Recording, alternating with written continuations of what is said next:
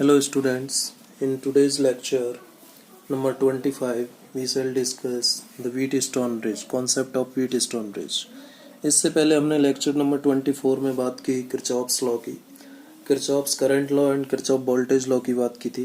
Kirchhoff current law जो है open loop के लिए एप्लीकेबल था, किरचॉफ वोल्टेज लॉ से हम क्लोज लूप के लिए करंट और वोल्टेज निकाल सकते थे। अब हमें उससे भी ज़्यादा यदि कोई कॉम्प्लिकेटेड सर्किट मिलता है तो फिर उस केस में व्हीटस्टोन नाम के फिजिसिस्ट थे, ब्रिटिश फिजिसिस्ट थे actually, British physicist sir Charles F Wheatstone, ये नाम था, ब्रिटिश फिजिसिस्ट थे sir Charles F Wheatstone. In British physicist ने व्हीटस्टोन ब्रिज का कॉन्सेप्ट दिया और डिजाइन किया। उन्होंने 4 रजिस्टर्स को अरेंज किया एक ब्रिज की फॉर्म में, जिसे व्हीटस्टोन ब्रिज नाम दिया गया। व्हीटस्टोन उनका खुद का नाम है और ब्रिज की फॉर्म में उन्होंने 4 रजिस्टर्स को अरेंज किया था, इसलिए Wheatstone bridge. So what is Wheatstone bridge? देखिए, it is an arrangement of 4 resistors. ये 4 रजिस्टर्स का अरेंजमेंट है। It is an arrangement of 4 resistors. कितने रजिस्टर्स का अरेंजमेंट है? 4 रजिस्टर्स का, which can be use to measure one of them in terms of the rest. जिसका use हम किसी इन 4 में से किसी एक को मेजर करने के लिए हम यूज कर सकते हैं व्हीटस्टोन ब्रिज का, बाकी और 3 के टर्म्स में। ठीक है, यानी 4 रजिस्टर्स में से क्लियर है कि एक अननोन रजिस्टर होगा और उस अननोन रजिस्टर की वैल्यू बाकी 3 रजिस्टर्स की टर्म में निकाली जा सकती है। किसकी हेल्प से? व्हीटस्टोन ब्रिज की हेल्प से। तो आई थिंक मीनिंग क्लियर है। Wheatstone bridge is nothing but an arrangement of 4 registers, an arrangement of 4 registers which can be used to measure one of them in terms of the rest। या फिर simple language में कह सकते हैं Wheatstone bridge N arrangement of 4 registers in which one register is unknown, one register is unknown, right? 4 resistors का ये एक arrangement है जिसमें एक रजिस्टर अननोन होता है and that unknown register is calculated in terms of the other rest 3 registers. ठीक है, ये व्हीटस्टोन ब्रिज जो कि British physicist sir Charles F Wheatstone के द्वारा दिया गया।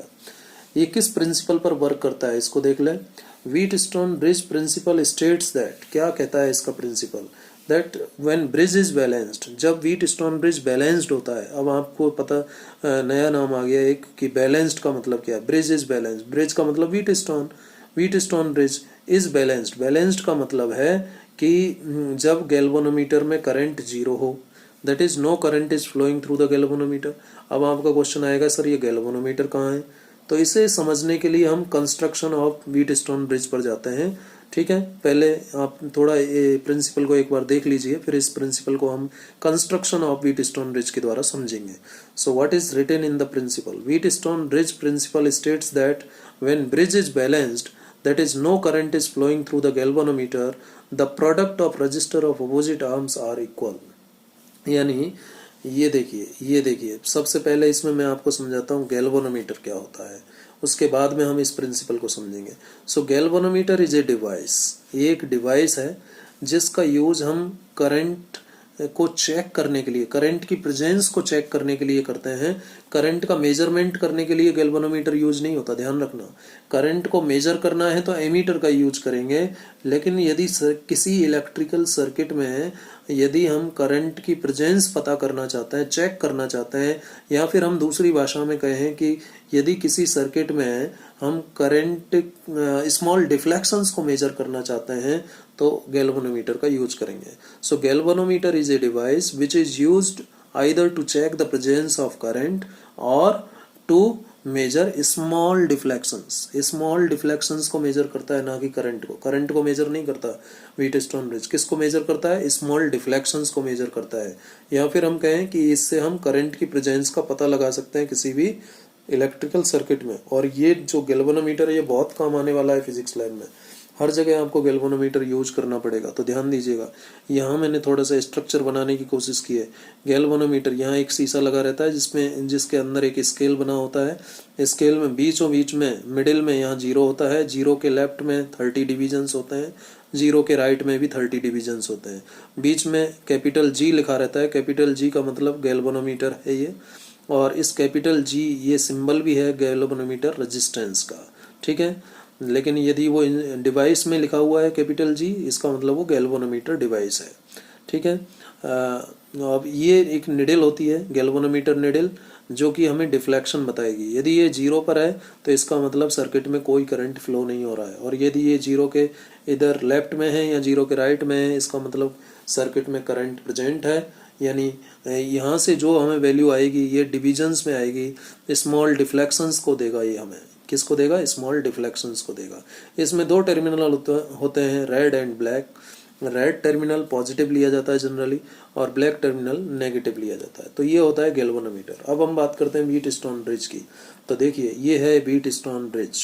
इसमें 4 रजिस्टर्स हैं, P Q R S, P Q R S, P Q R S दिखाई दिया आपको। ए बी आर्म जो है इसमें P रेजिस्टेंस है, B से C आर्म जो है इस आर्म का रेजिस्टेंस R है, C से D आर्म जो है इस ब्रिज की इसका रेजिस्टेंस S है जो कि अननोन है, और A से D जो आर्म है उसका रेजिस्टेंस कैपिटल Q है। ठीक है। और इस अरेंजमेंट को, इन 4 रजिस्टर्स के अरेंजमेंट को व्हीटस्टोन ब्रिज कहा जाता है। और देखिए यहाँ जुड़ा हुआ है गैल्वेनोमीटर, ये है कैपिटल G, ये है कैपिटल G गैल्वेनोमीटर, और इस कैपिटल G को हम गैल्वेनोमीटर का रेजिस्टेंस कहते हैं। ठीक है।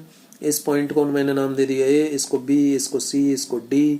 अब देखिए A और C के बीच पोटेंशियल डिफरेंस पैदा करने के लिए मैंने एक सेल जोड़ दिया। A को जोड़ दिया सेल के पॉजिटिव से और C को जोड़ दिया सेल के नेगेटिव से। की को क्लोज किया, करंट फ्लो हो जाएगा। क्यों? क्योंकि A हाई पोटेंशियल पर और C लो पोटेंशियल। जब A हाई पोटेंशियल पर है तो B भी हाई पोटेंशियल पर होगा। ठीक है। और जब C लो पोटेंशियल पर है तो D भी लो पोटेंशियल पर होगा। यानी B और D के बीच भी पोटेंशियल डिफरेंस होगा, और जब B और D के बीच पोटेंशियल डिफरेंस होगा तो इस आर्म में भी करंट फ्लो होगा। जिस इस आर्म में यानी गैल्वेनोमीटर से जो करंट फ्लो होगा उसे गैल्वेनोमीटर करंट IG कहते हैं। G का मतलब गैल्वेनोमीटर, I का मतलब करंट। गैल्वेनोमीटर करंट IG से रिप्रेजेंट किया जाता है। ठीक है। तो ये बैटरी का EMF E, करंट यहाँ से देखिए I करंट यहाँ गया, I में से मान लीजिए I1 इधर P ब्रांच में, P रेजिस्टेंस में चला गया, AB ब्रांच में I1 करंट इधर चला गया, तो I में से I1 इधर चला गया तो बचा कितना? I माइनस I1, वो इधर जाएगा, और I1 ये पहुंचा B पर। अब B पर जाकर के I1 अगेन 2 हिस्सों में बढ़ जाएगा। I1 में से IG करंट तो इसमें गैल्वेनोमीटर में चला जाएगा, और जब IG गैल्वेनोमीटर में चला जाएगा तो I1 में से बचा हुआ करंट यानी I1 माइनस IG इस ब्रांच BC से फ्लो होगा। अब C पर इधर से आ रहा है I1 माइनस IG, और देखिए ये जो I माइनस I1 है जो A से इधर स्प्लिट हुआ और इधर से IG आया, I माइनस I1 और ये IG ये दोनों यहाँ पर मिल जाएंगे, जुड़ेंगे, और फिर टोटल करंट यानी I minus I1 plus IG इसमें से फ्लो होगा। तो इसमें से यहाँ पहुँचेगा I minus I1 plus IG, और इससे यहाँ से पहुँचेगा I1 माइनस IG। ये और ये दोनों मिल करके बना लेंगे I, क्योंकि I1 से I1 कैंसिल, IG से IG कैंसिल, तो टोटल करंट I फ्लो हो रहा है सर्किट में। ठीक है।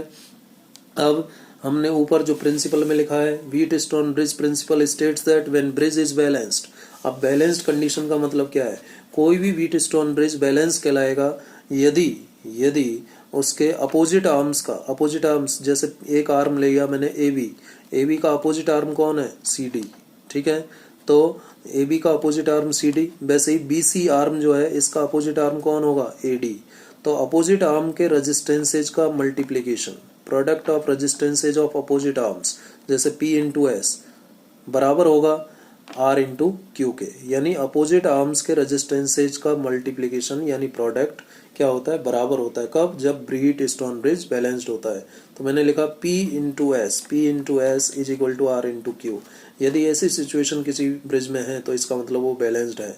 इस P into S is equal to R into Q को हम ऐसे भी लिख सकते हैं, P upon Q is equal to R upon S, या फिर हम कहें P upon R is equal to Q upon S, ऐसे भी कहा जा सकता है। और इसका मीनिंग क्या है कि इसका P अपॉन Q मतलब ये वर्टिकल रेशो, इस रेजिस्टेंस का और इस रेजिस्टेंस का वर्टिकल रेशो, R और S का वर्टिकल रेशो। यदि P अपॉन Q बराबर है R अपॉन S के तो ये ब्रिज बैलेंस कहलाएगा। उस केस में IG 0 होगा यानी गैल्वेनोमीटर 0 डिफ्लेक्शन बताएगा। और या फिर P upon R is equal to Q upon S है, तब भी ये ब्रिज बैलेंस्ड होगा, क्योंकि P upon Q is equal to R upon S लिखो या फिर P upon R is equal to Q upon S लिखो, एक ही बात है। तो जब भी कोई व्हीटस्टोन ब्रिज बैलेंस होता है तो उस केस में गैल्वेनोमीटर में करंट जीरो होता है, यानी गैल्वेनोमीटर कोई डिफ्लेक्शन शो नहीं करता। उस केस में अपोजिट आर्म्स के रेजिस्टेंसेज का प्रोडक्ट इक्वल होता है, यानी P S is equal to R Q होता है, यानी P upon Q is equal to R upon S होगा, या फिर P upon R is equal to Q upon S होगा। और ये ऐसा क्यों होगा, क्यों यहाँ आई जी जीरो होगा, क्योंकि जब आई जी जीरो होगा तो बी और डी का पोटेंशियल सेम हो जाएगा, बी और डी का पोटेंशियल सेम हो जाएगा। तो जब बी और डी सेम पोटेंशियल पर होंगे तो कोई करंट फ्लो नहीं होगा, और ए और सी जब सेम पोटेंशियल पर होंगे तब भी कोई करंट फ्लो नहीं होगा। इसलिए जब भी ब्रिज बैलेंस्ड कंडीशन में होता है तो ए का पोटेंशियल सी के बराबर और बी पर जो पोटेंशियल होगा वो डी पर पोटेंशियल के बराबर होगा, यानी बी बी बराबर बी डी और बी ए बराबर B C. That is no current flows through galvanometer, यानी I G is equal to zero.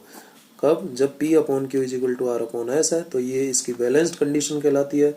और यानी व्हीटस्टोन ब्रिज बैलेंस कंडीशन में कब होता है, जब उसका जो जुड़ा हुआ गैल्वेनोमीटर है वो कितना डिफ्लेक्शन शो करे, जीरो डिफ्लेक्शन शो करे। ठीक है, अब यहाँ पर यदि मैं थोड़ा सा चेंज करूँ, यानी इस गैल्वेनोमीटर की जगह मैं इस सेल को ले जाऊँ और इस सेल की जगह गैल्वेनोमीटर को ले आऊँ, यानी गैल्वेनोमीटर और सेल को इंटरचेंज कर दें, तो क्या व्हीटस्टोन ब्रिज की बैलेंस कंडीशन में कोई चेंज आएगा? नहीं, कोई चेंज नहीं आएगा। There will not be any effect on the balance condition of this Wheatstone bridge by interchanging galvanometer and cell. Cell और गैल्वेनोमीटर बदलने से इस व्हीटस्टोन ब्रिज की बैलेंस कंडीशन पर कोई प्रभाव नहीं पड़ता, ध्यान रखिएगा। अब एग्जाम में पूछा जाता है, write down principle of Wheatstone bridge and also prove it's balance condition. तो ये जो बैलेंस कंडीशन है इसको प्रूव करना है, तो प्रूव करने के लिए मैं किरचॉफ वोल्टेज लॉ को अप्लाई करूंगा। किरचॉफ वोल्टेज लॉ को अप्लाई करने के लिए मुझे यहाँ पर दो लूप कंसीडर करने पड़ेंगे, लूप नंबर 1, लूप नंबर 2। मैंने एक लूप कंसीडर करना पड़ेगा ए बी डी ए, और दूसरा लूप लेऊंगा बी सी डी बी। ठीक है, ये दो लूप कंसीडर करते हुए इन दोनों लूप के लिए दो इक्वेशन लिखी जाएंगी KVL का यूज करके।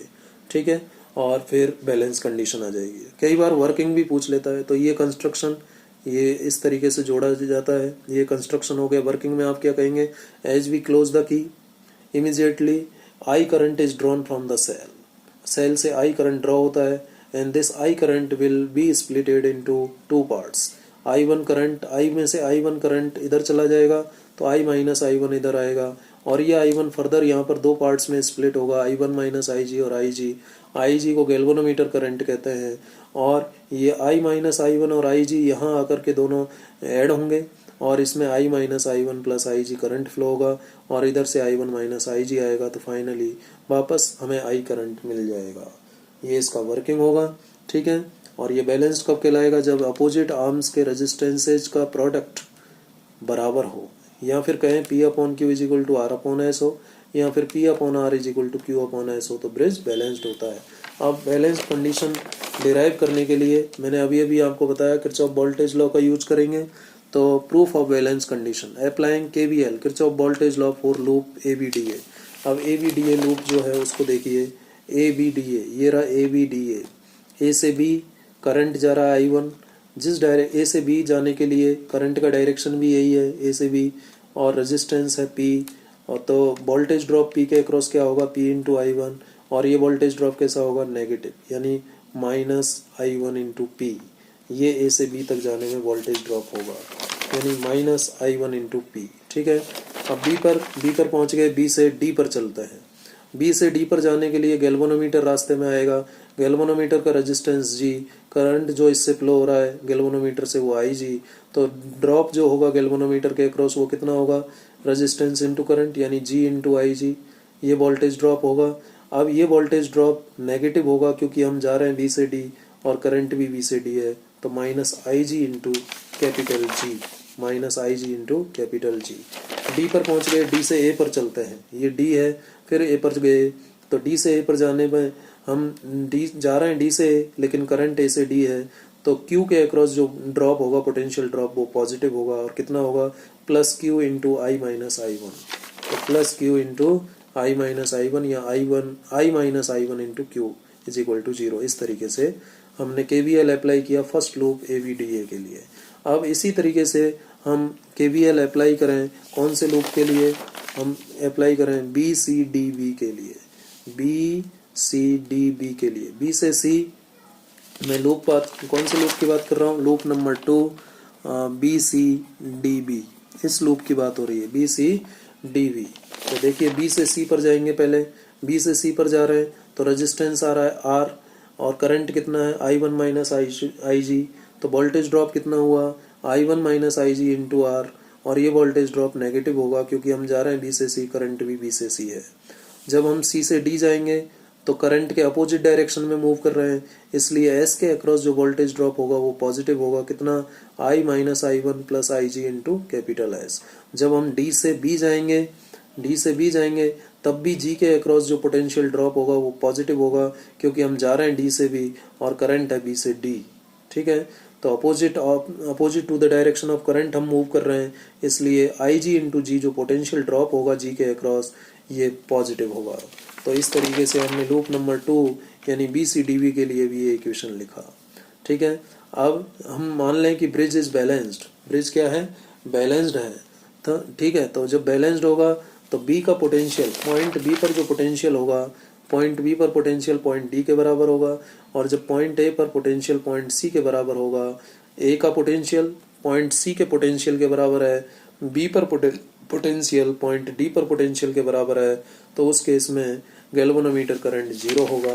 और जब गैल्वेनोमीटर करंट 0 होगा तो इक्वेशन 1 और 2 को दोबारा से लिखा जा सकता है। इक्वेशन 1 में आई जी 0 रख दो, इक्वेशन 2 में भी आई जी 0 रखो। तो इक्वेशन 1 में जब आई जी 0 रखते हैं तो ये इक्वेशन बन जाएगी, इक्वेशन 2 में जब आई जी की वैल्यू 0 रखते हैं तो ये इक्वेशन बन जाएगी। देखिए I minus I one into P ये हो जाएगा 0 क्योंकि आई जी 0 है, plus I minus I one into Q is equal to 0, यही आया आपका इक्वेशन 1A। इक्वेशन 2 से 2A मिलेगा क्योंकि इसमें भी आई जी 0 रखी है, तो minus I one into R क्योंकि आई जी तो 0 है, minus I one into R plus I minus I one into S, I minus I one into S, I G 0 ये भी 0। ठीक है, तो इक्वेशन 2A मिल गया, 1A 2A आ गया। अब 1A और 2A को 1A को यदि मैं इसको I minus I one into Q को राइट साइड में ले जाऊं तो इस तरीके से लिखा जा सकता है इक्वेशन 1A को, और इक्वेशन 2A को इस तरीके से लिखा जा सकता है। जब हम I minus I one into S को राइट साइड में ले जाएं तो इक्वेशन 2A इस तरीके से लिखी जाएगी। तो ये इक्वेशन 3 और 4 मान लिए। इक्वेशन 3 को अब 4 से डिवाइड किया तो i1 से i1 कैंसिल हुआ, i माइनस i1 से i माइनस i1 कैंसिल हुआ, तो रेशो आ गया P upon R is equal to Q upon S। या फिर लिखें P upon Q is equal to R upon S, और यही क्या बता रहा है कि अपोजिट आर्म्स का रेजिस्टेंस का जो मल्टीप्लीकेशन है वो बराबर है। यही बैलेंस्ड कंडीशन है किसकी, व्हीट स्टोन ब्रिज की। यही क्या कंडीशन है, व्हीट स्टोन ब्रिज की बैलेंस्ड कंडीशन है। P upon R is equal to Q upon S, या फिर लिखें P upon Q is equal to R upon S, जिसको आप ऐसे भी लिख सकते हो P into S is equal to R into Q. Opposite arms के रेजिस्टेंस का मल्टीप्लीकेशन क्या होता है, बराबर होता है। यही बैलेंस्ड कंडीशन है। अब इसकी जो एप्लीकेशंस हैं किसकी, व्हीट स्टोन ब्रिज की, एक एप्लीकेशन है मीटर ब्रिज, 1 मीटर का एक रेजिस्टेंस वायर होता है। ठीक है, उसमें बैलेंस पॉइंट निकालते हैं, ऐसा डिवाइस एक मीटर ब्रिज है जो हमारे सिलेबस में हम आगे डिस्कस करेंगे। एक होता है कैरी फॉस्टर ब्रिज जो हमारे सिलेबस में तो नहीं है लेकिन इसी का एप्लीकेशन है, और एक है पोस्ट ऑफिस बॉक्स, ये भी हमारे सिलेबस में अभी फिलहाल नहीं है लेकिन इसी का एप्लीकेशन है। तो ध्यान रखिएगा applications of Wheatstone bridge क्या क्या है, metre bridge, Carey Foster bridge, post office box, यानी ये जो तीनों डिवाइसेज हैं ये व्हीट स्टोन ब्रिज प्रिंसिपल पर वर्क करती हैं। ठीक है, तो इसके आगे अब हम इस व्हीट स्टोन ब्रिज को समझने का प्रयास करेंगे with the help of numerical problem.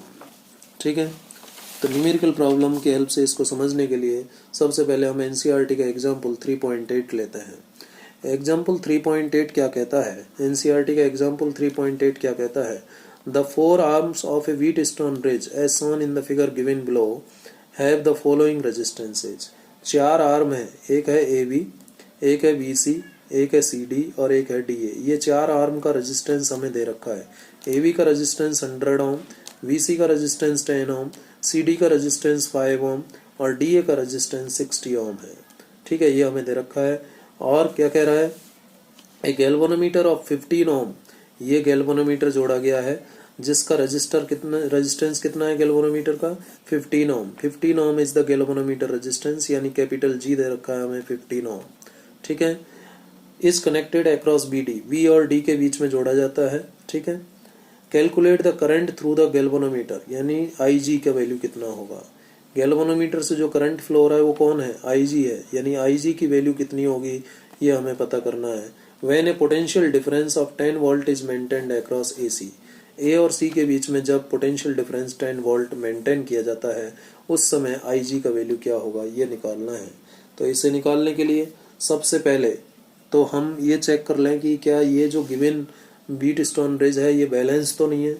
यदि ये बैलेंस्ड बीट स्टोन ब्रिज होगा तो बहुत ज़्यादा कैलकुलेशन नहीं करनी है, बड़ी आसानी से ये सॉल्यूशन हो जाएगा। चेक करते हैं कि ये बैलेंस्ड है।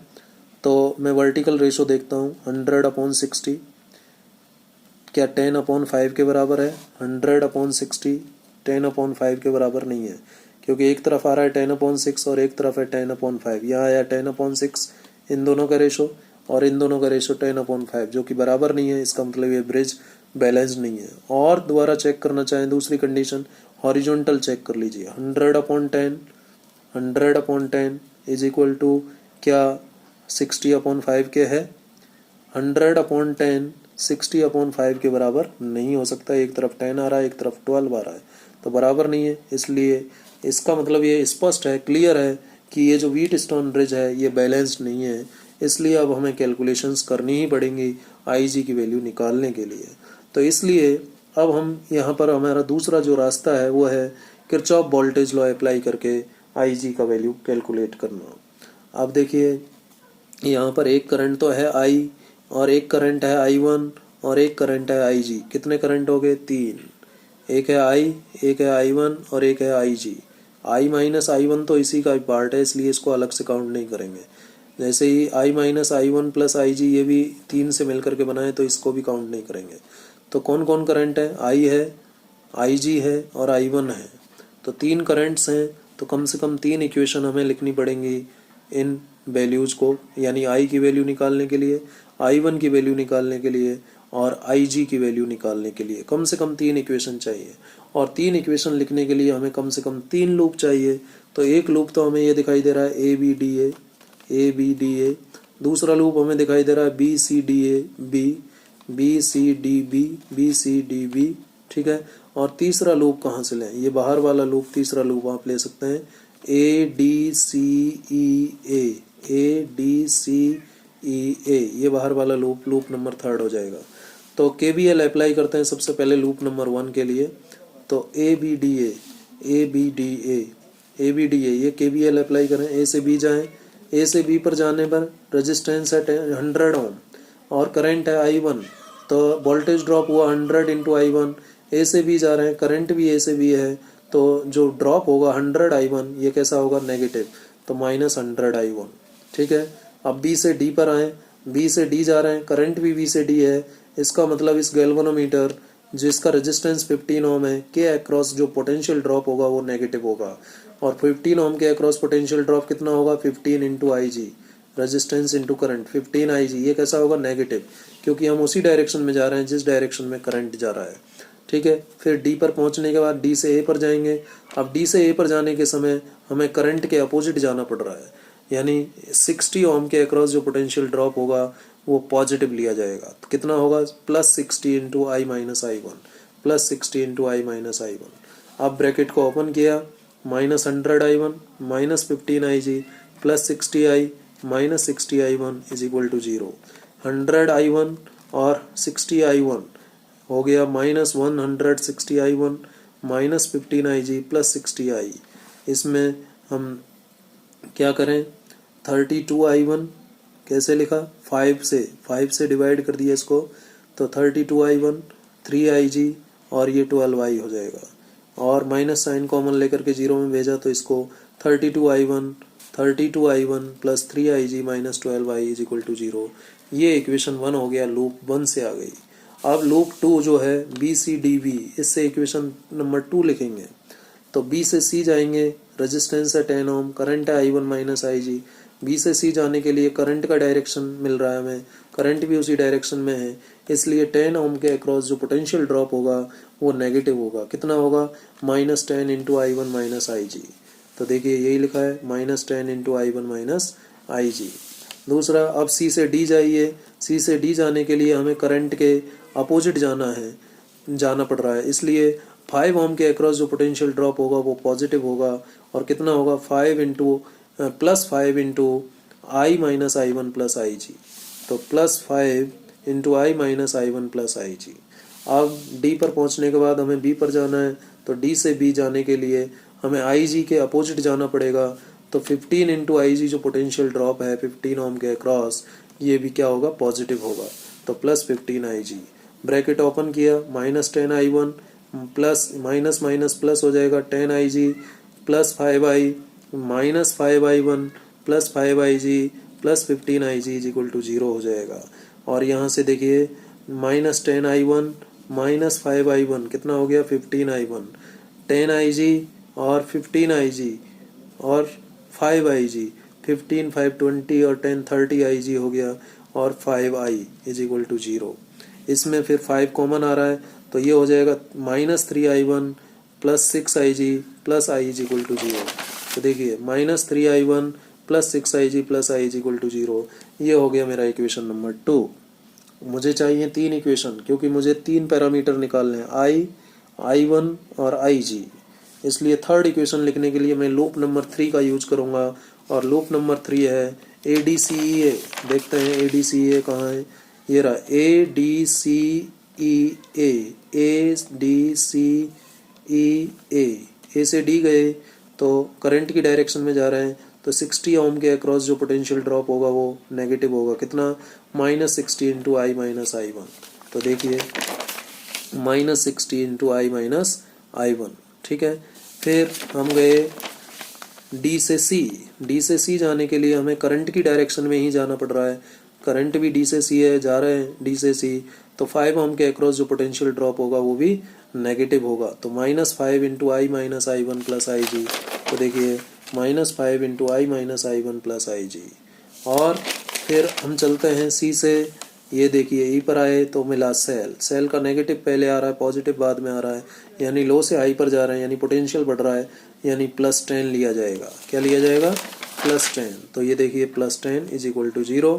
सॉल्व किया ब्रैकेट ओपन करके, -60 I plus 60 I one minus 5 I plus 5 I one minus 5 I G is equal to 10 को इधर ले जाएंगे तो -10, -60 ये +60 आई वन और 5 आई वन 65 आई वन हो गया, -60 आई माइनस 5 आई 65 आई हो गया, -5 I G is equal to -10। इसमें 5 से डिवाइड कर दिया तो 13 I one minus 13 I minus I G is equal to -2। ये इक्वेशन नंबर 3 आ गया। अब हम इन इक्वेशन 1, 2 और 3 को सॉल्व करेंगे। देखिए ये मैंने लिया इक्वेशन 1 लिया और ये था मेरा इक्वेशन 2। अब मैं इक्वेशन 1 और 2 को सॉल्व करने के लिए इक्वेशन 2 को 12 से मल्टीप्लाई कर देता हूँ। तो देखिए इक्वेशन 1 तो एज इट इज ये लिख लिया मैंने, इक्वेशन 1 को तो एज इट इज लिख लिया, और इक्वेशन 2 में 12 से मल्टीप्लाई करके ये आ जाएगा, ये 2a बन जाएगा, इक्वेशन नंबर 2a। अब इन दोनों को ऐड करेंगे तो ये +12i माइनस 12i कैंसिल हो गया, और ये -36i1 है, ये +32i1 है, तो -4i1 ऐड करने से आ गया 72 और 3 75i आ गया, इज इक्वल टू 0। ये इक्वेशन नंबर 4 हो गया। अब मैं यूज करूँगा जो मेरी इक्वेशन नंबर 3 है उसका और इक्वेशन नंबर 2 का। ये इक्वेशन 2 है और ये इक्वेशन 3 है। अब मैं इसे में भी किसी एक को एलिमिनेट कर दूंगा। पहले मैंने i को एलिमिनेट किया, यहाँ भी i को एलिमिनेट करने के लिए मैं इक्वेशन 2 में अब 13 से मल्टीप्लाई करूँगा, ठीक है। तो इक्वेशन 3 को मैंने एज इट इज लिखा, ये देखिए इक्वेशन 3 एज इट इज लिखा, और इक्वेशन 2 में 13 से मल्टीप्लाई किया तो -39i1 plus 13i plus 78i G is equal to 0। ये इक्वेशन 2 भी मिल गया, और ये 3 है। दोनों को सॉल्व किया, ऐड किया तो ये कैंसिल हो गया, और ये -39i1 प्लस 13i1 ये हो गया -26i1, और ये +78i और -ig ये 77i और ये -2 हो गया। इसमें फिर हमने माइनस साइन कॉमन लेकर के इसको इस तरीके से लिखा, 26i1 minus 77ig is equal to 2। इसको इक्वेशन 5 लिखा, और इक्वेशन 4 मेरे पास आया था -4i1 plus 75ig is equal to 0। इसको यहाँ लिखा। अब मैं इक्वेशन 4 और 5 को सॉल्व करके ig निकाल सकता हूँ। कैसे, इक्वेशन 5 को देखिए, किसी एक को मेरे को सेम बनाना है तो I1 के कोफिशिएंट को सेम बनाना चाहता हूँ, तो इक्वेशन 5 को मैं मल्टीप्लाई करूँगा 4 से, और इक्वेशन 4 को मैं मल्टीप्लाई करूँगा 26 से। तो ऐसे करके जब इक्वेशन 5 को 4 से मल्टीप्लाई किया तो ये आ गया, और इक्वेशन 4 को 26 से मल्टीप्लाई किया तो ये आ गया। दोनों को ऐड किया तो I1 कैंसिल हो गया, IG की वैल्यू ये आ गई। और इसको सॉल्व करने से जो IG का वैल्यू आता है अप्रॉक्सीमेटली इतना आता है, क्योंकि इसमें 1000 से ऊपर और 1000 से नीचे मल्टीप्लाई किया तो ऊपर हो गया 8000 और नीचे वाला 1000 ऊपर ले गए तो 10⁻³ हो जाएगा। और 8000 में जब 1642 का डिवाइड करेंगे तो 4.87 आता है, और 10⁻³ को मिली लिखा जा सकता है एम्पियर। तो IG की वैल्यू जो आई गैल्वेनोमीटर करंट कितना आ गया, 4.87 मिली एम्पियर। ठीक है, ये एक एग्जाम्पल हुआ जो हमें समझना चाहिए व्हीटस्टोन ब्रिज के लिए। ठीक है, अब व्हीटस्टोन ब्रिज के कुछ स्पेशल पॉइंट्स हैं जो भी आपको ध्यान रखने पड़ेंगे, नोट करना है। व्हीटस्टोन ब्रिज में जो हमने सीखा वो क्या क्या सीखा है। देखिए, व्हीटस्टोन ब्रिज की एक खास बात है, इसकी एक लिमिटेशन है कि ये सूटेबल नहीं है मेजरमेंट के लिए। It is not suitable for measurement of very low and very high resistance. बहुत ज़्यादा लो या बहुत ज़्यादा हाई रेजिस्टेंसेज के मेजरमेंट के लिए व्हीटस्टोन ब्रिज सूटेबल नहीं है। यानी एक प्रॉपर वैल्यू का रेजिस्टेंस ही इससे मेजर किया जा सकता है। यदि रेजिस्टेंस बहुत लो है या बहुत हाई है तो हम व्हीटस्टोन ब्रिज की हेल्प लेकर के उसको मेजर नहीं कर सकते। दूसरा, हमने ये भी देख लिया था ये point, if we interchange cell and galvanometer, शुरू में हमने देखा था जब हमने कंस्ट्रक्शन की बात की थी। जब व्हीटस्टोन ब्रिज में, ये देखिए हमारा व्हीटस्टोन ब्रिज था, जब इस व्हीटस्टोन ब्रिज में ये सेल और गैल्वेनोमीटर को इंटरचेंज कर दें, यानी जहाँ गैल्वेनोमीटर है वहाँ सेल लगा दें और जहाँ सेल है वहाँ गैल्वेनोमीटर लगा दें, तो क्या बैलेंस कंडीशन में कोई फर्क पड़ेगा? नहीं, कोई इफेक्ट नहीं आएगा। There will not be any effect due to interchanging of cell and galvanometer on its balance condition. Balance condition पर कोई प्रभाव नहीं पड़ेगा गैल्वेनोमीटर की जगह सेल और सेल की जगह गैल्वेनोमीटर लगा देने से। तीसरा जो पॉइंट है, Wheatstone bridge will be most sensitive. ये सबसे ज़्यादा सेंसिटिव कब होता है? It will be most sensitive when all the 4 resistors are of same order. जब सभी की सभी चारों रजिस्टर सेम ऑर्डर के हैं तो ये सबसे ज़्यादा सेंसिटिव होता है। जब सभी की सभी चारों रजिस्टर्स सेम ऑर्डर के हैं तो ये सबसे ज़्यादा सेंसिटिव होता है। तो ये सारी पॉइंट्स आपको ध्यान रखने हैं, ध्यान रखिएगा, बहुत ही इम्पोर्टेंट है। 1 मार्क क्वेश्चन के रूप में ये आते रहते हैं।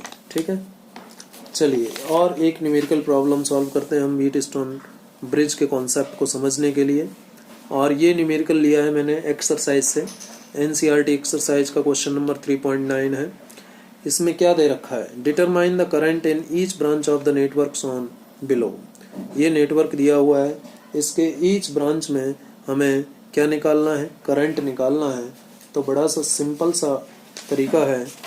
देखिए, मैं पहले लूप 1 के लिए क्या लिखूंगा, लूप 1 के लिए इक्वेशन लिखूंगा, KVL का यूज करेंगे, क्योंकि यहाँ भी हम देख लेते हैं कि क्या कहीं ये ब्रिज बैलेंस तो नहीं है।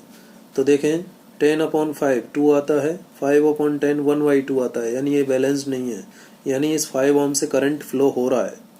दूसरा तरीका देखते हैं, 10/5 2 आ रहा है, 5/10 1/2 आ रहा है, यानी ये ब्रिज बैलेंस्ड नहीं है। इसका मतलब हमें KVL अप्लाई करना पड़ेगा इसमें जो फ्लो होने वाला करंट है उसकी वैल्यू निकालने के लिए। Current in each every branch यदि हमें चाहिए तो हमें किरचॉफ वोल्टेज लॉ का यूज करना पड़ेगा अलग अलग लूप्स के लिए। तो मैंने 3 लूप यहाँ पर लिए हैं। पहला लूप लिया है फॉर लूप 1। तो लूप 1 के लिए, for loop 1 that is loop 1 क्या है, ABDA। इस लूप के लिए इक्वेशन लिखें, KVL अप्लाई करें, एज पर KVL अप्लाई कीजिए KVL को। तो KVL को जब अप्लाई करते हैं A से B, करंट भी उसी डायरेक्शन में और करंट है I1 मान लेता हूँ। देखिए ये 10 वोल्ट है, यहाँ मैंने I माना, I में से I1 इधर चला गया तो इधर I2 जा रहा है। आई को दो हिस्सों में मैंने बांट दिया, I1 ऊपर चला गया, I2 नीचे जा रहा है, ठीक है। अब फिर I1 में से देखिए, I1 में से IG इधर चला गया तो इधर I1 माइनस IG जाएगा, और ये I2 है और इस इधर से आ रहा है IG, तो I2 प्लस IG इसमें जाएगा, और फिर ये I2 प्लस IG इधर से जाएगा और I1 माइनस IG इधर से, तो I1 प्लस I2 मिलेगा। I1 प्लस I2 क्या है, I के बराबर है, ठीक है। तो लूप 1 के लिए मैं अप्लाई कर रहा हूँ KVL, किरचॉफ वोल्टेज लॉ। तो लिखते हैं, A से B जाइए तो माइनस 10I1 लिखा जाएगा, यानी क्योंकि A से B जा रहे हैं, करंट भी उसी डायरेक्शन में है तो माइनस आएगा, और वोल्टेज ड्रॉप कितना हुआ, 10 इंटू I1, ठीक है। फिर B से D जाइए, B से D जाएं तो करंट का डायरेक्शन भी वही है, तो नेगेटिव पोटेंशियल आएगा, और पोटेंशियल कितना होगा, रेजिस्टेंस है 5, करंट है IG, तो 5IG विद नेगेटिव साइन। फिर D से A पर जाना है हमें, D से A पर जाएंगे तो करंट के अपोजिट जाना पड़ रहा है, तो करंट के अपोजिट जाएंगे तो पोटेंशियल आएगा पॉजिटिव, और कितना होगा potential drop, 5 into I2, 5 into I2 is equal to 0। और इसको सॉल्व कर लें तो माइनस 2I1, 5 से डिवाइड कर दूं इसको तो इस तरीके से लिखा जा सकता है, और सॉल्व कर लीजिए तो माइनस को मैं ऐसे लिख देता हूँ, प्लस IG, माइनस कॉमन लेकर के इसको रीअरेंज कर दिया, इसको इक्वेशन 1 कह दिया। लूप 1 के लिए जो इक्वेशन आया उसको इक्वेशन 1 कह दिया। अब लूप 2 के लिए इक्वेशन निकालते हैं। लूप 2 के लिए इक्वेशन निकालने के लिए मुझे अप्लाई करना पड़ेगा, कौन सा लूप है 2, लूप नंबर 2 कौन है, for loop 2 applying KVL for loop number 2, that is loop 2 कौन है, BCDV, BCDV। इसके लिए लिखिए, B से C जाइए, B से C जा रहे हैं, करंट का डायरेक्शन भी B से C है, तो देखिए क्या लिखा जाएगा, नेगेटिव होगा पोटेंशियल ड्रॉप कितना, -5 इंटू I1 माइनस IG, इतना होगा। फिर C से D पर जाइए, करंट के अपोजिट जा रहे हैं तो पॉजिटिव होगा पोटेंशियल ड्रॉप कितना, 10 into I2 plus IG, 10 into I2 plus IG, इतना होगा, ठीक है। फिर D से B पर जाएंगे तो करंट के अपोजिट जा रहे हैं तो इसलिए जो पोटेंशियल ड्रॉप है वो पॉजिटिव होगा कितना, 5 into IG is equal to 0। इसको सॉल्व कर लें, थोड़ा ब्रैकेट ओपन करें, -5I1 प्लस 5IG, ठीक है, plus 10I2 plus 10IG plus 5IG is equal to 0। Solve करें तो देखिए 5I1 ये है माइनस का, ठीक है, -5I1, 5IG यहाँ है, 5IG यहाँ है, 10IG यहाँ है, 10 5 15 और प्लस 5 20IG, और ये 10I2 प्लस के इज इक्वल टू 0। इसमें से अब मैं -5 कॉमन ले लेता हूँ तो I1, और इसको मैं पहले लिखता हूँ तो -2I2, ठीक है, -5 कॉमन ले रहा हूँ तो -2I2 और -4IG इज इक्वल टू 0। ये इक्वेशन नंबर 2 हो जाएगी लूप 2 के लिए, ठीक है। ये लूप 2 के लिए इक्वेशन आ गया। अब मुझे थर्ड इक्वेशन भी चाहिए, क्योंकि मुझे 3 करंट चाहिए, एक IG चाहिए, एक I1 चाहिए, एक I2 चाहिए। तो applying KVL for loop third. Loop third का मतलब ये बाहर वाला लूप लिया जाएगा। लूप थर्ड का मतलब है ADC FGA, F इसको G लिखो, M लिख दो, M लिख दो इसको, ADCFMA, CFMA। क्यों लिखा मैंने, M क्यों लिखा है इसको, क्योंकि ये G का मतलब कहीं गैलोमीटर से ना निकाल लें आप, इसलिए ऐसा लिखा। तो ADCFMA, A से D पर जाइए, A से D पर जाने के लिए करंट की डायरेक्शन में जाना है तो -5I2 पोटेंशियल ड्रॉप होगा। D से C पर जाइए, करंट की डायरेक्शन में जाना है तो -10I2 प्लस IG, ये पोटेंशियल ड्रॉप होगा। और C से F पर कुछ भी नहीं है। F से M पर जाएंगे तो एक सेल है और एक रजिस्टर है। सेल कितना है, नेगेटिव पहले आ रहा है, पॉजिटिव बाद में, तो +10 आएगा क्योंकि पोटेंशियल बढ़ रहा है। और फिर इसमें जो करंट है वो ऐसे जा रहा है, करंट कितना है I, हम जा रहे हैं एफ से एम, करंट भी एफ से एम है, तो जो पोटेंशियल ड्रॉप होगा वो होगा -10I, और यहाँ पर कुछ है ही नहीं, तो इज इक्वल टू 0। इसको सॉल्व करें तो -5I2 -10I2 -10Ig plus 10, bracket open किया है मैंने simply, 10I is equal to 0। ठीक है, और since I is equal to क्या है, I1 प्लस I2 है, I इज इक्वल टू क्या है, I1 प्लस I2 है, तो यहाँ से मैं क्या लिख सकता हूँ, -5I2 -10I2, ठीक है, -10Ig plus 10 -10 I1 plus I2 is equal to 0। आप कहेंगे कि I1 प्लस I2 के बराबर कैसे है, तो देखिए ये I था, I1 इधर चला गया, I2 इधर, तो I1 प्लस I2 बराबर I आएगा। ठीक है, तो इसको और सॉल्व कर लें, -5I2 -10I2 -10Ig प्लस 10, यहाँ ब्रैकेट ओपन करें, -10I1 -10I2 is equal to 0, और सॉल्व करें तो देखो 5I2 10I2 और एक I2 ये रहा, 10 10 20 और 25I2 विद नेगेटिव साइन, और I1 है -10I1, ठीक है, और -10Ig, और ये 10 है तो इधर ले जाएंगे -10, माइनस कॉमन ले लो, और 5 भी कॉमन आ रहा है दोनों तरफ। ठीक है, तो इसको मैं क्या लिख सकता हूँ, 2I1 plus 5I2 plus 2Ig is equal to 2, ऐसा लिखा जा सकता है। ठीक है, ऐसा लिखा जा सकता है। इसको इक्वेशन नंबर 3 मान लो। तो देखिए जरा, 3 इक्वेशंस आ गई मेरे पास, I1 I2 Ig, I1 I2 Ig, I1 I2 Ig। अब किसी से भी Ig की वैल्यू निकाल लो और किसी एक इक्वेशन में रख दो। ठीक है, अब इन 3 इक्वेशंस को आप सॉल्व कर सकते हैं आसानी से मैथमेटिकली। मैं आपके सॉल्व करने के लिए इसको छोड़ रहा हूँ।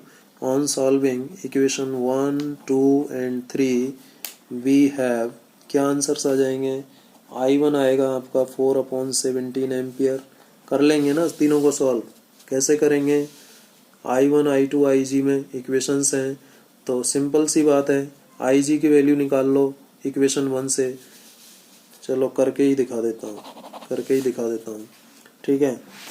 इक्वेशन 1, 2 और 3 को सॉल्व कीजिए। तो इक्वेशन 1 से I1 फ्रॉम इक्वेशन 1 से Ig बराबर क्या लिखा जा सकता है, इक्वेशन 1 से Ig बराबर क्या लिखा जा सकता है, I2 माइनस 2I1, उधर जाएगा तो I2 माइनस 2I1 ये लिखा जा सकता है।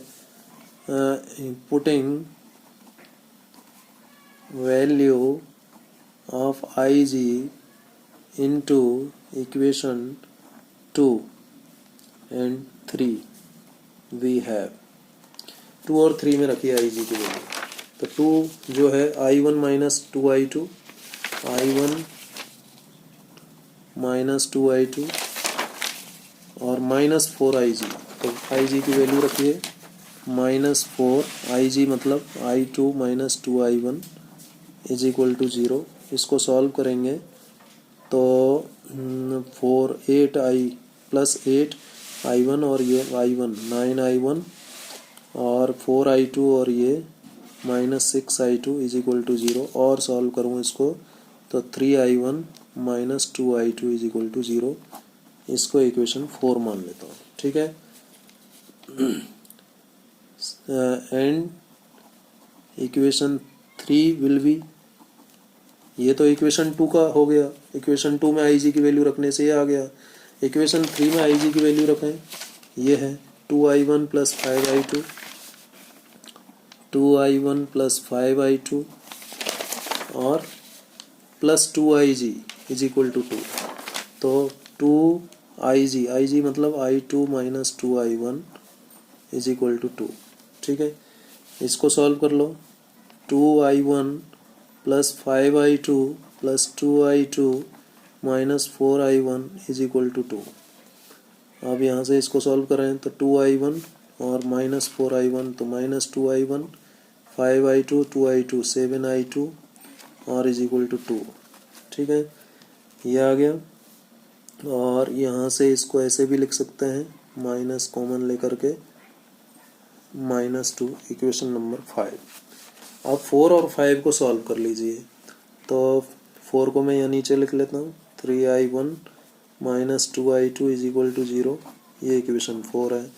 अब इन दोनों में सेम करना, 5 को 3 से मल्टीप्लाई कर दूँ और 4 को 2 से मल्टीप्लाई कर दूँ, तो ये क्या हो जाएगा, 3 से मल्टीप्लाई करने से 6i1 - 21i2 -6 हो जाएगा। और इसको 2 से करूँ तो 6i1 - 4i2 is equal to 0। अब माइनस कर देता हूँ, सब्ट्रैक्ट कर देता हूँ, ये कैंसिल हो गया और ये हो गया आपका -17i2 इज इक्वल टू -6। तो i2 कितना आ गया बेटा, 16/7 एम्पियर। तो i2 कितना आएगा, 16/7 एम्पियर। अब जब i2 का वैल्यू आ गया तो किसी एक इक्वेशन में रख दो, 4 या 5 में, 4 में रख दो चाहे 5 में रख दो। नाउ यूजिंग इक्वेशन 4, तो क्या हो जाएगा, 3i1 - 2i2, i2 की जगह रखें 16/7 इज इक्वल टू 0। तो क्या आ जाएगा, ये 3i1 इज इक्वल टू 32/17। तो कितना हो जाएगा, i1 is equal to 32/17 into 3, ये आएगा। ठीक है, यानी 32/51। ठीक है, यही आया ना, 32/51। तो ये कितना, 8 से कैंसिल हो रहा है, 6/17 आया। और मेरा इक्वेशन 4 क्या था, इक्वेशन 4 था 3i1 - 2i2 और i2 है 6 to 12। ओहो, ये 12 है बेटा, 12। ठीक है, 12 और नीचे 17 है, तो ये 51, 12/51 और 12/51 3 से, 3 4 जा 12 और 17, 4/17 एम्पियर।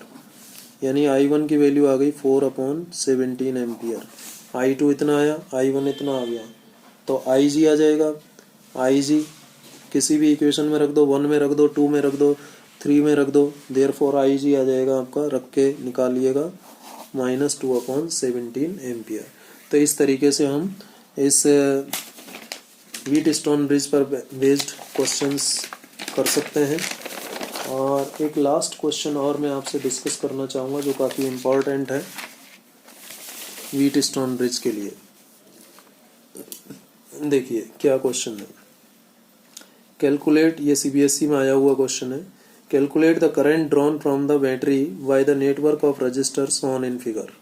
ये नेटवर्क ऑफ रजिस्टर है और बैटरी से कितना करंट ड्रॉ हो रहा है, ये हमें निकालना है, कितना करंट ड्रॉ हो रहा है, आई का वैल्यू मुझे चाहिए। ठीक है, तो पहले इसको मैं सिंप्लीफाई करूंगा, इसको इक्विवेलेंट सर्किट ऐसे बना सकता हूँ। देखिए जरा, इस सर्किट को मैं इस तरीके से भी बना सकता हूँ, ये B और ये D, ये देखिए BD और BD के बीच में 5 ओम। अब B से जा रहा है 2 और कहाँ तक जा रहा है, C तक, ये B से जा रहा है 2 और C तक जा रहा है। अब C और D के बीच में 4 है, C और D के बीच में 4 जोड़ दीजिए। ठीक है, अब D और A के बीच में 2 है, अब A कहीं इधर होगा, D और A के बीच में 2 और B और A के बीच में 1 है, और A से बैटरी का पॉजिटिव, A से बैटरी का पॉजिटिव और C से बैटरी का नेगेटिव, जुड़ा हुआ है, बना सकते हैं ऐसे। अब ये बन गया व्हीटस्टोन ब्रिज। अब इसमें सबसे पहला काम है कि चेक करते हैं कि ये बैलेंस्ड है या बैलेंस्ड नहीं है। तो 1/2 आया इसका रेशो और इसका रेशो भी 2/4 यानी 1/2 आया। तो 1/2 इज इक्वल टू 1/2, भाई 2/4 भी तो 1/2 होता है। इसका मतलब ये ब्रिज बैलेंस्ड है, इसका मतलब इस ब्रांच में कोई करंट फ्लो नहीं होगा, इसका मतलब ये ब्रांच है ही नहीं, हम ऐसा मान सकते हैं कि ये ब्रांच है ही नहीं। ठीक है, तो इस सर्किट को मैं इस तरीके से भी बना सकता हूँ, बीच वाली ब्रांच नहीं भी लगाएं तो काम चलेगा क्योंकि उसमें करंट ही नहीं है, क्योंकि जितना पोटेंशियल B पर है उतना ही D पर था, इसलिए इस ब्रांच का कोई मीनिंग ही नहीं है। अब 1 और 2 हो गए सीरीज में, सीरीज 1 और 2 का सीरीज आ गया 3 और 2 और 4 भी सीरीज में है तो इनका सीरीज आ गया 6। 3 और 6 का पैरेलल निकाला तो कितना आ गया 2 ओम, यानी इक्विवेलेंट रेजिस्टेंस जो आया इस सर्किट का वो 2 ओम आ गया। और ईएमएफ कितना था 4 वोल्ट। तो आई कितना होगा, कितना करंट ड्रॉ होगा इस बैटरी से, ईएमएफ अपॉन टोटल रेजिस्टेंस। और ईएमएफ कितना है 4 और टोटल इक्विवेलेंट रेजिस्टेंस कितना आया 2, तो 4/2 यानी 2 एम्पियर करंट आ गया। तो इस तरीके से हम व्हीटस्टोन ब्रिज कॉन्सेप्ट को समझ सकते हैं। व्हीटस्टोन ब्रिज का स्टेटमेंट क्या है, व्हीटस्टोन ब्रिज की बैलेंस्ड कंडीशन क्या है, और बैलेंस्ड कंडीशन को कैसे प्रूव किया जा सकता है, इसके ऊपर न्यूमेरिकल प्रॉब्लम्स आती है। ये क्वेश्चन भी बड़ा इंपॉर्टेंट है, सीबीएसई में इस टाइप के क्वेश्चन पूछे जाते हैं। So this was all about the Wheatstone bridge which was given by British physicist sir Charles F Wheatstone. इससे आगे नेक्स्ट लेक्चर नंबर 26 में हम बात करेंगे मीटर ब्रिज की। तो आज के लिए इतना ही, थैंक यू।